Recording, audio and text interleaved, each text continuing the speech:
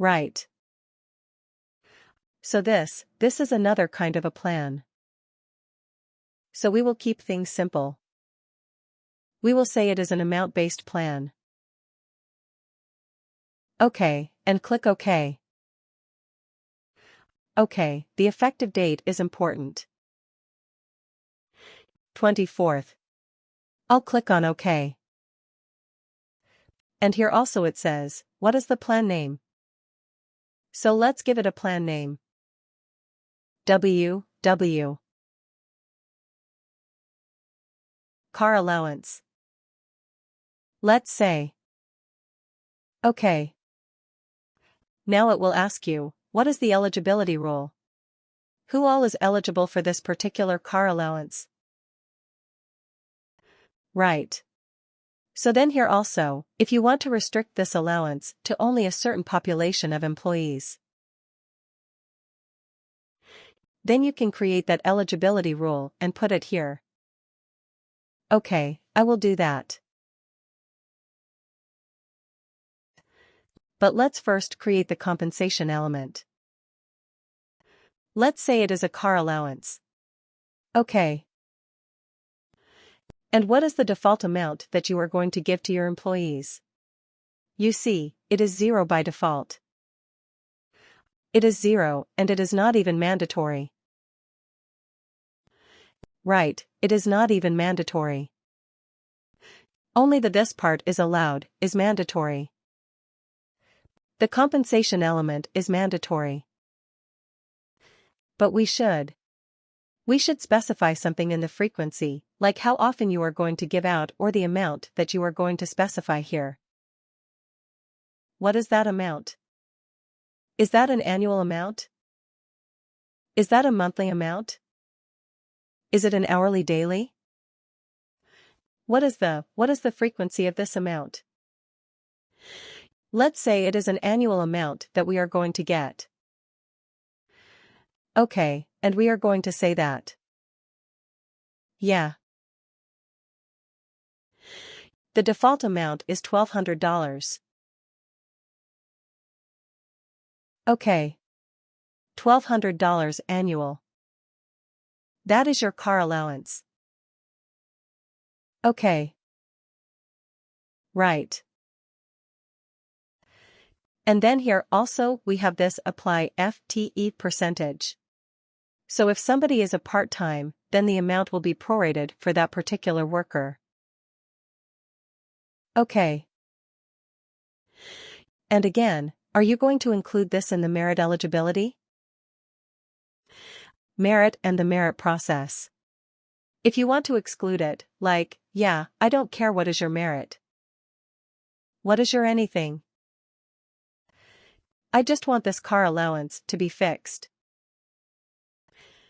Right, it's not going to be increased or decreased as part of your performance is going to be a fixed amount, so I exclude from the merit plans. Now, just like you have your compensation grade and grade profiles and allowances, also you can have your allowance plan profiles.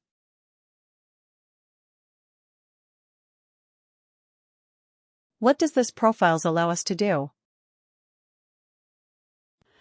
What did the compensation grade profile allow us to do? Localization, yeah. That was the word I was looking for. It helps for localization. So even here, let's say I said the default amount is $1,200. But what if I need to assign the same car allowance plan to my managers in the UK as well? Will I pay them $1,200? Probably not. Right.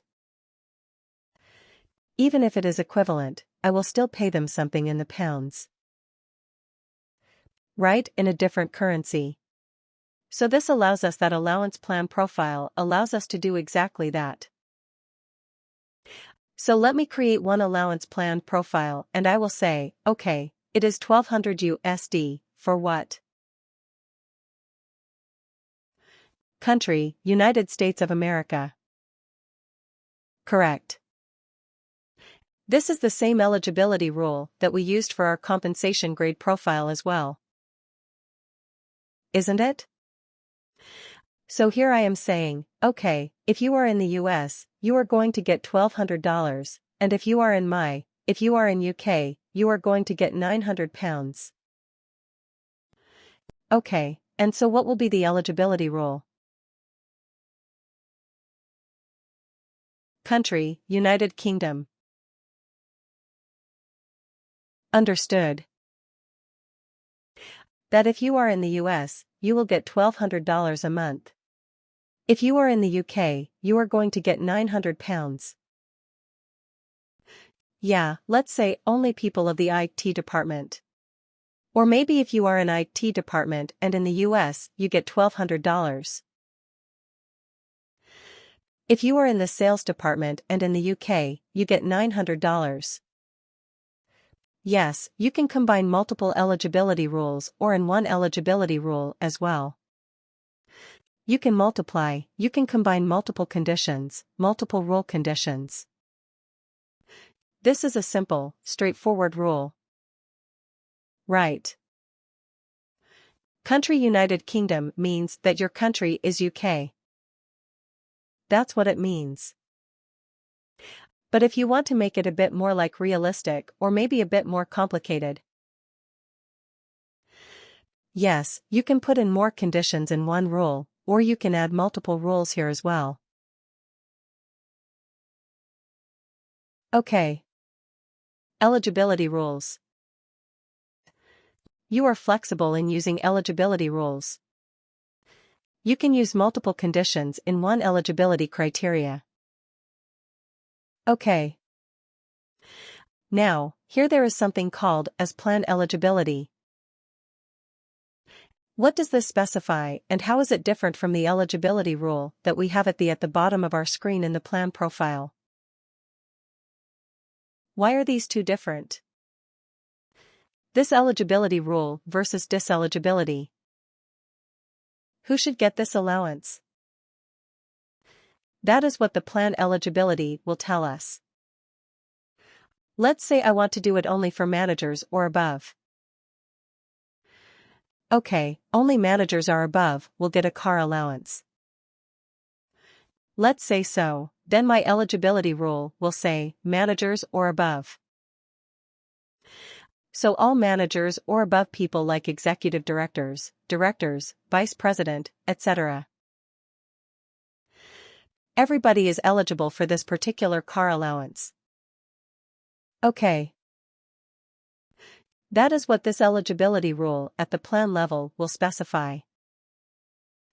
Now, when all the managers or above get the same amount, irrespective of their location? The answer is no. And how do we specify that? If you are a manager in the US, what will you get? $1,200. Right. If you are a manager or above in the UK, what are you going to get? £900. Right. That is why we use allowance plan profiles, and that is the same exact reason why we are going to use a compensation grade profile. Right. So it allows us to give the same compensation grade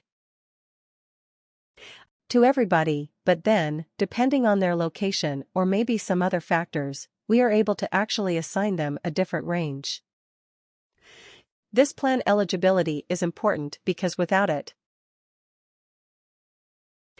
the employee will not even get this allowance. Now what amount will it get? Will the employee get? Depends on what on the plan profile. Otherwise, if it doesn't meet any of this eligibility criteria, then they will get the default amount.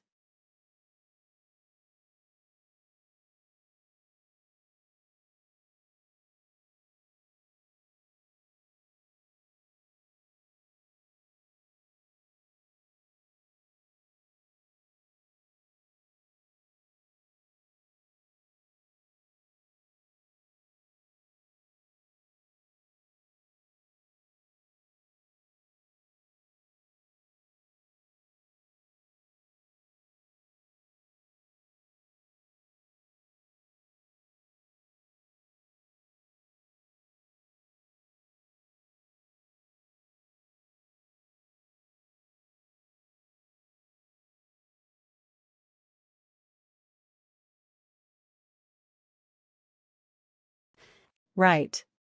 So manager, director, vice president, executive vice president, CEO, these are the management levels that I want.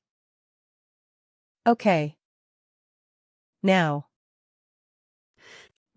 if I am seeing managers or above, would I create something which says non-managers? It makes sense. Right. It makes sense for at least consistency. So let's create one more, which says non-managers. I will just copy it here. And I will say non-managers.